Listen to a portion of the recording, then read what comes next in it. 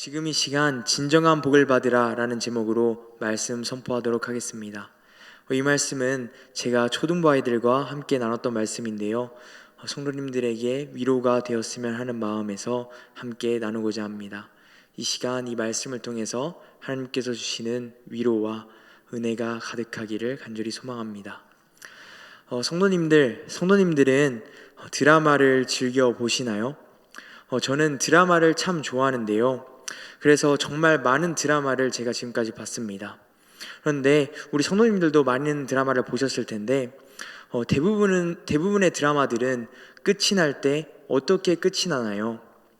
여러분들도 모두 다 아시듯이 거의 모든 드라마는 해피엔딩으로 끝나는 것을 우리는 볼 수 있습니다. 만약 드라마에 남녀 주인공의 사랑 이야기가 나오면 그 드라마의 주인공들은 결혼을 하면서 행복하게 삶을 시작하는 것으로 드라마가 끝날 것이고, 만약 드라마의 내용이 어떤 한 주인공이 꿈을 꾸고 그 꿈을 이뤄가는 내용이라면 아마 그 드라마는 그 주인공이 꿈을 이루고 행복하게 살아가는 것으로 드라마는 끝이 나는 겁니다.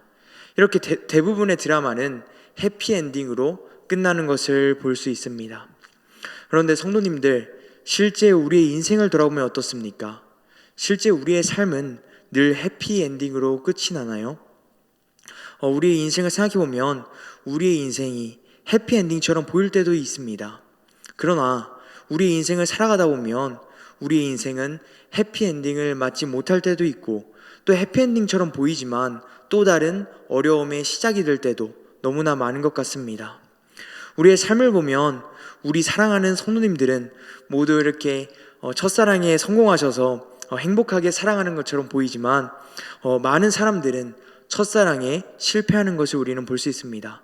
그리고 만약에 첫사랑에 실패하지 않고도 결혼을 하고 행복하게 살아가려고 다짐하면 어떻습니까? 그럼에도 결혼 생활을 시작하면 그것이 새로운 시작입니다. 그 이후에 새로운 어려움들을 맞이하고 고난과 역경들을 견뎌내야 합니다. 그리고 또 우리가 꿈을 이루고 싶어서 열심히 노력하는 경우에는 어떻습니까?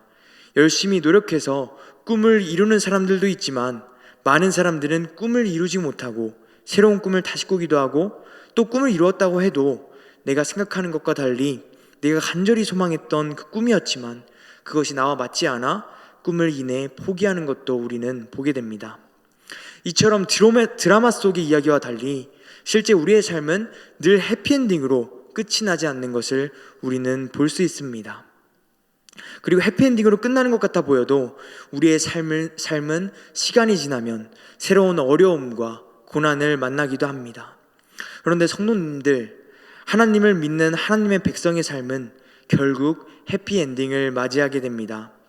하나님께서 하나님의 백성들에게 주시는 특별한 복이 있기 때문입니다. 오늘 본문 말씀을 통해서 하나님께서 우리에게 주시는 복은 무엇인지, 그리고 그 복들 중에 우리에게 영원한 행복을 주는 그 복은 무엇인지 오늘 본문 말씀을 통해서 함께 살펴볼 수 있기를 소망합니다. 오늘 본문에서 하나님께서는 아브라함에게 주시는 첫 번째 복은, 오늘 본문에서 하나님께서 주시는 첫 번째 복은 아브라함의 간절한 필요를 채우시는 복입니다. 오늘 본문 말씀에서 하나님은 아브라함이라는 사람을 찾아가시고 그를 부르시고 계십니다. 그리고 그에게 복을 주시고 계십니다. 본문 12장 1절로 4절의 말씀입니다. 여호와께서 아브라함에게 이르시되 너는 너의 고향과 친척과 아버지의 집을 떠나 내가 내게 보여줄 땅으로 가라. 내가 너로 큰 민족을 이루고 내게 복을 주어 내 이름을 창대하게 하리니 너는 복이 될지라.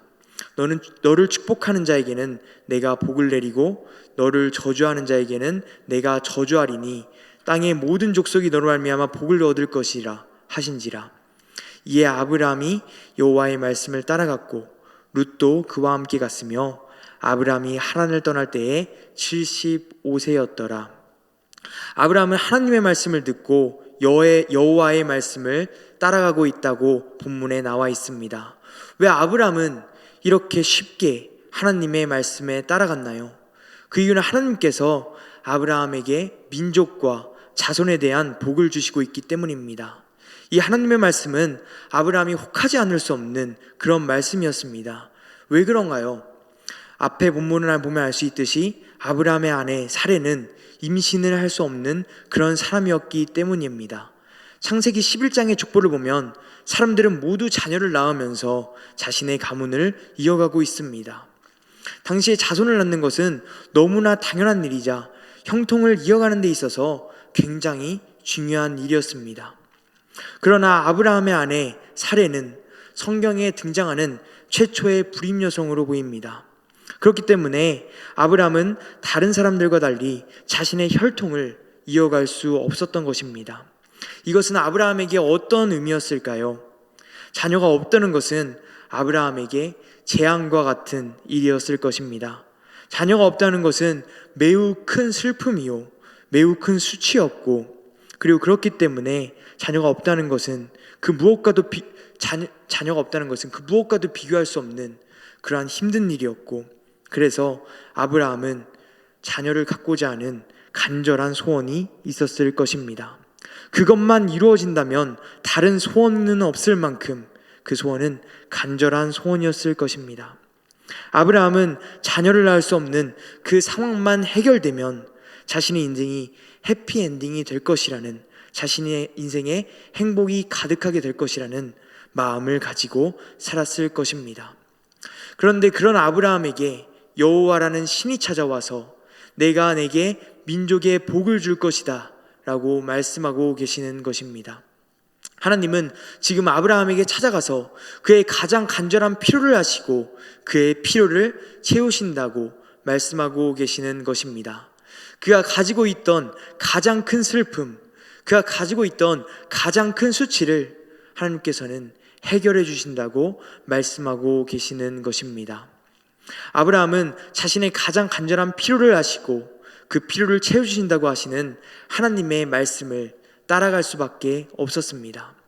그런데 사랑하는 성도님들, 하나님께서 아브라함의 가장 간절한 필요를 아시고 그의 필요를 채워주신다고 약속해 주셨던 것처럼 하나님은 우리의 가장 간절한 필요를 아시는 분이시고, 또한 오늘 말씀을 통하여서 우리의 그 간절한 필요들을 채워주신다고 하나님께서는 약속해 주시고 계십니다.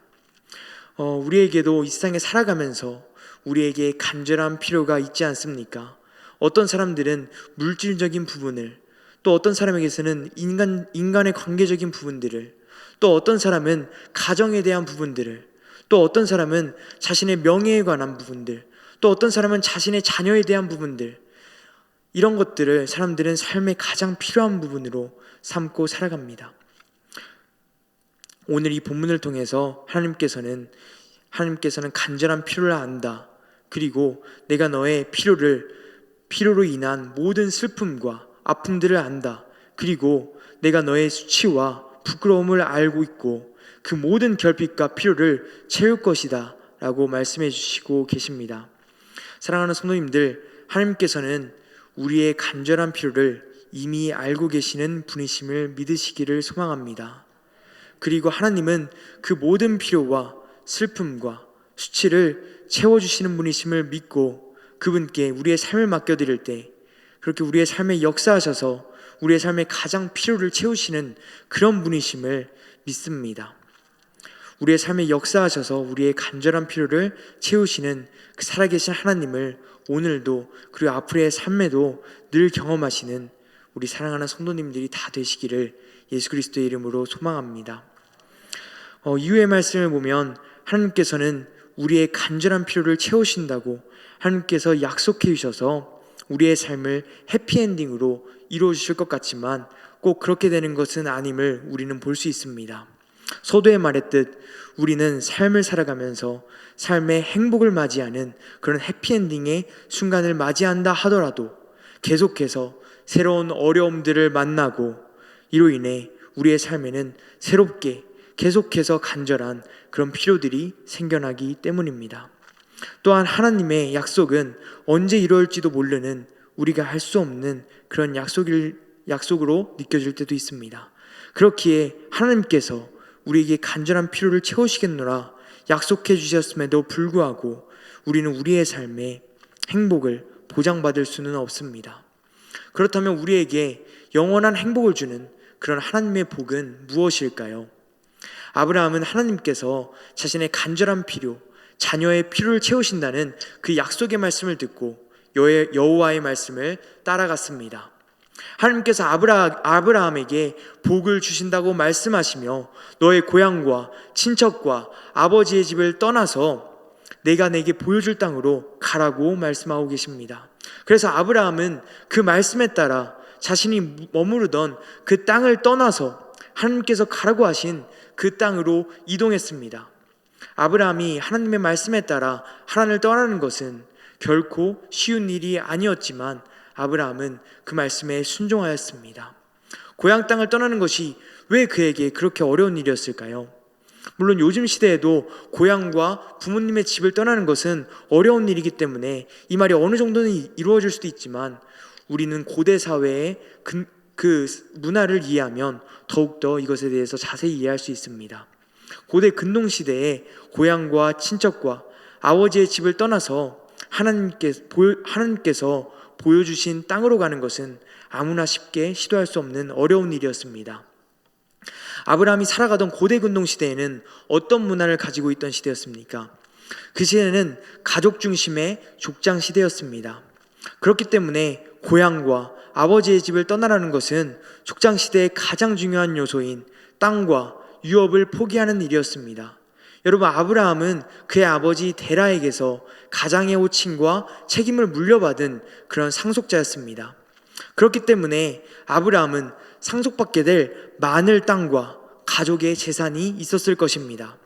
그런데 아브라함이 자신의 고향과 친척과 아버지의 집을 떠나게 된다면 아브라함은 자신에게 주어진 그 땅과 가족의 재산에 대한 권리를 포기해야만 했습니다. 아브라함은 그 당시 농사와 목축을 하는 데에 꼭 필요한 땅, 그리고 가족과 평안한 삶을 유지하는 데에 꼭 필요한 재산들을 포기해야만 했던 것이었습니다. 아브라함은 그것을 포기함으로 막중한 경제적인 피해를 볼 수밖에 없었을 것입니다. 또 아브라함은 아버지에게 물려받은 유업을 포기하고 있습니다. 유업을 포기한다는 것은 가족들과 함께 하던 생계수단을 잃어버리는 것이고, 그렇다면 당장 경제적인 어려움을 겪을 수도 있는 그런 문제가 생길 수도 있었습니다. 또 가족을 떠난다는 것은 어떤 일이었습니까? 고대 근동의 문화는 가족 공동체 안에서 자신과 자신의 가족의 안전도 보장받을 수 있었습니다. 아브라함이 자신의 지위를 포기하고 고향을 떠난다는 것은 자신과 자신의 가족의 안전을 빼앗겨 버릴 수도 있는 일이었습니다. 따라서 아브라함은 자신이 가지고 있는 안정과 평안과 부를 떠나서 더 불편하고 더 위험하고 가난한 상황으로 나아가고 있는 것입니다. 그렇기 때문에 아브라함에게 고향과 친척과 아버지의 집을 포기한다는 것은 결코 쉬운 일이 아니었을 것입니다. 그런데 아브라함은 고향과 친척과 아버지의 집을 떠나는 것이 그렇게 어려운 일임에도 불구하고 하나님의 말씀에 따라 자신의 고향에서 떠나갔습니다. 하나님께서 간절한 소원을 이루어 주신다는 그 복을 약속했기 때문에 아브라함은 그렇게 자신의 고향을 떠날 수 있었던 것입니다. 아브라함은 하나님이 이루어 주실 자신의 소원을 기대하며 하나님께서 말씀하신 땅으로 간 것이었습니다. 그런데 아브라함이 그 땅에 가자 그 땅에는 이미 가나안 사람이 거주하고 있었습니다. 하나님께서 가라고 하신 땅에 이미 주인이 있었던 것이었습니다. 아브라함은 어떤 마음이었을까요? 아브라함은 하나님께서 주신다는 그 복에 대한 약속의 말씀을 붙잡고 하나님께서 가라고 하신 그 길이 더 불편해 보이고 더 어려워 보이고 더 나에게 가난을 줄 수도 있는 그런 어려운 길이었지만 하나님께서 복을 주신다고 약속하셨기 때문에 아브라함은 그 약속의 말씀에 순종하여서 자신의 고향을 떠났습니다. 그런데 자신이 마주한 상황은 더 악화되면 악화된 상황이었지 나아진 것이 하나도 없는 그런 상황이었습니다. 하나님께서 가라고 하신 땅에는 정착할 수도 없었고 아브라함의 가족에게 주는 안정감과 평안함도 없었고 또 가지고 있는 부도 이룰 수 있는 상황이었습니다. 그리고 아브라함이 가장 간절히 원했던 소원, 자녀도 아직 그에게는 생기지 않았습니다. 아브라함은 매우 낙심했을 것이고 하나님께 원망의 마음도 생겼을지도 모릅니다. 하나님의 말씀을 따랐는데 왜 내 삶은 이 모양입니까? 하나님의 말씀대로 따랐는데 내가 얻은 것이 무엇이 있습니까? 하나님, 나에게 복을 주신다고 했잖아요. 하나님의 말씀대로 된 것이 무엇입니까? 내게 간절한 필요 채우신다고 하셨는데 그것은커녕 나의 상황은 더 어려워진 것 같습니다. 그리고 어쩌면 아브라함은 하나님을 의심했을지도 모릅니다. 하나님, 정말 살아계신 것이 맞나요? 하나님, 정말 이 세상을 창조하신 창조주 하나님이 맞으십니까? 이런 원망과 의심의 마음이 생기지 않았겠습니까? 그런데 그때 하나님께서 다시 아브라함에게 찾아와서 말씀하십니다. 그리고 다시 한번 아브라함에게 약속의 말씀을 주십니다. 내가 이 땅을 내 자손에게 주리라. 하나님은 그에게 다시 한번 약속의 말씀을 하고 계십니다. 그리고 이 말씀을 들은 아브라함은 엄청난 반응을 보이고 있습니다. 아브라함은 하나님의 말씀을 듣고 그곳에서 제단을 쌓고 그 제단을 쌓아 그곳에서 하나님을 기뻐하고 하나님을 찬양하며 하나님을 예배했습니다. 어떻게 아브라함은 그렇게 행동할 수 있었을까요? 무엇이 그를 그렇게 행동하게 했었을까요? 그의 상황은 더 나아진 것이 하나도 없고 하나님의 말씀은 그의 삶 가운데 이루어지지 않았음에도, 그리고 나의 삶은 더 안 좋아진 것 같아 보임에도, 그리고 하나님의 약속은 언제 이루어질지도 모름에도 아브라함은 어떻게 하나님을 예배하며 하나님을 찬양하며 하나님을 기뻐할 수 있었던 것일까요? 그것은 바로 하나님께서 그가 간절히 필요로 하는 자녀보다 그에게 더욱 근원적으로 필요한 것을 채울 수 있는 복을 주셨기 때문이었습니다. 아브라함이 가지고 있는 그 근원적인 필요는 무엇이었습니까? 자식이었습니까? 그에게 필요한 것은 땅이었습니까? 아니었습니다. 아브라함은 그것이 있으면 자신이 행복해질 수 있고 그는 해피엔딩을 맞을 수 있을 것 같다고 생각했지만, 아브라함이 자녀를 통해 궁극적으로 채우려고 했던 것은 자신의 마음 안에 있던 평안이었습니다. 아브라함의 마음에는 평안이 없었습니다. 모든 사람은 다 자녀가 있는데 자신에게만 자녀가 없었습니다. 자녀가 없는 것은 그에게 너무나 큰 결핍이었습니다. 그리고 그 결핍으로 인해서 아브라함은 슬픔을 당하고 수치를 당했습니다. 고난과 아픔을 당했습니다. 그런데 성도님들, 이런 상황 가운데 평안은 어떻게 생길까요? 자녀가 생기면 평안이 생길까요? 물론 당장은 평안이 생길 것입니다. 그러나 그 자녀는 그에게 영원한 평안을 주지 못할 것입니다. 만약 아브라함에게 자녀가 생긴다면 그의 삶의 결핍이 해결되는 해피엔딩의 순간이 당장은 올지도 모릅니다. 그러나 그의 인생은 거기서 끝나지 않습니다. 아브라함의 인생에는 또다시 어려움과 고통을 만나게 될 것이고, 그러면 그의 안에는 다시 평안은 없어지고 하나님께 간절히 구하는 다른 필요들이 생겨나지 않겠습니까? 그렇다면 그가 가장 근원적으로 필요하는 그 평안은 어떻게 얻을 수 있을까요? 그의 평안을 채워줄 수 있는 것은 바로 믿음이었습니다. 하나님께서 나의 주가 되어신다는 믿음, 하나님께서 나의 아버지가 되어신다는 믿음, 이 믿음이라는 복이 하나님께서 아브라함에게 허락해 주셨을 때 아브라함은 그의 가장 근원적으로 필요로 하는 그 마음의 평안을 얻을 수 있었던 것입니다. 하나님은 아브라함에게 믿음을 주셔서 그의 슬픔과 수치와 아픔으로 가득했던 아브라함에게 평안을 주셨던 것이었습니다. 오늘 본문에는 믿음을 통하여서 평안함을 가진 아브라함은 어떤 마음을 가지게 되었을까요? 더 이상 자신이 자녀를 가지고 있지 않다는 그 사실이 자신에게 슬픔과 수치의 결정적인 역할을 하지 않게 되었을 것입니다. 왜 그랬을까요? 하나님께서 그의 때에 그가 간절히 원하시는 것을 채워주실 것이라는 약속의 말씀을 주셨기 때문이었습니다.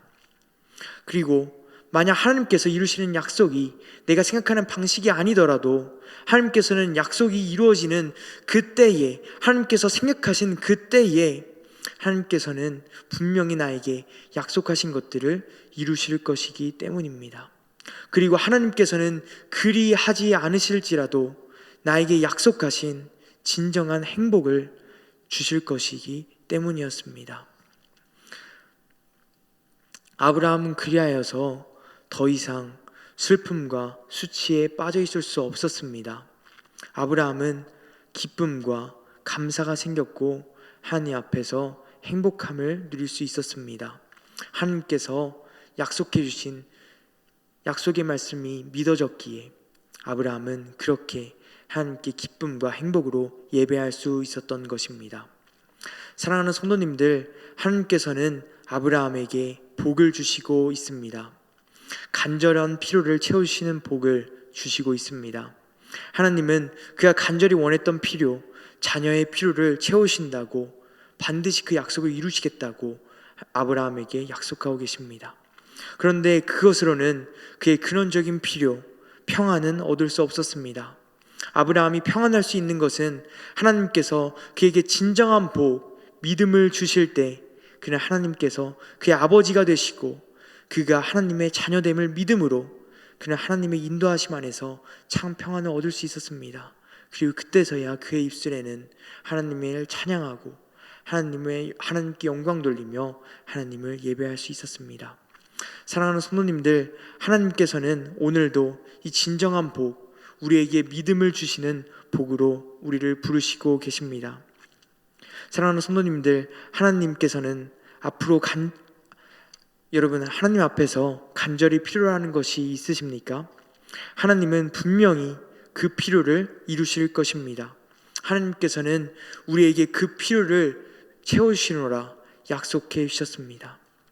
그러나 그것에서 우리는 평안은 얻을 수 없습니다. 우리는 어디서 평안을 얻을 수 있습니까? 하나님의 약속, 우리에게 은혜와 영광을 주시겠다는 그 약속, 그리고 그것을 넘어서 우리에게 영원한 안식, 하늘나라를 주시겠다는 그 약속에서 우리는 참 평안을 얻을 수 있습니다. 우리는 하나님을 믿는 믿음이 아니라 혹시 다른 것에서 우리의 참 평안을 얻으려 하지 않습니까? 하나님께서 우리를 지켜주시고 우리의 아버지가 되주신다는 그 믿음을 가질 때만 우리는 어떤 상황 가운데에도 흔들리지 않는 믿음을 가질 수 있습니다. 그리고 그 믿음이 있을 때 우리는 흔들리지 않고 하나님께서 우리에게 참 행복을 주셨고 참 평안을 주셨고 그리하여서 우리가 해피엔딩을 맞이했노라고 하나님께 기쁨과 감사로 고백할 수 있는 줄 믿습니다. 하나님께서는 후에 아브라함에게 자신의 아들 이삭을 바치라고 말씀하고 계십니다. 그리고 아브라함은 정말 순종의 마음을 가지고 하나님께 자신의 아들을 바치려고 합니다. 그토록 간절히 필요했던 아들을 하나님께 바칠 수 있었던 이유는 무엇이었을까요? 바로 믿음 때문 아니었을까요? 어떤 상황에서도 하나님은 나를 선한 길로 이끄실 것이고 하나님은 결코 나를 버리시는 분이 아니시라 나보다 더 큰 뜻이 있으심을 믿는 그 믿음이 아브라함이 하나님께 순종할 수 있는 행동을 할 수 있게 했는 줄을 믿습니다. 바라기는 이 자리에 모이신 사랑하는 성도님들이 그 하나님께서 우리의 아버지가 되시고 우리의 주인 되으심을 믿는 믿음으로 어떤 상황 가운데에서도 주님께서 주시는 평안함 안에 거하심으로 정말 그 순간에 하나님을 기뻐하고 찬양하며 내 인생이 주님 안에서 행복을 경험하고 있다고 고백하시는 사랑하는 성도님들이 다 되실 수 있기를 예수님의 이름으로 축복합니다.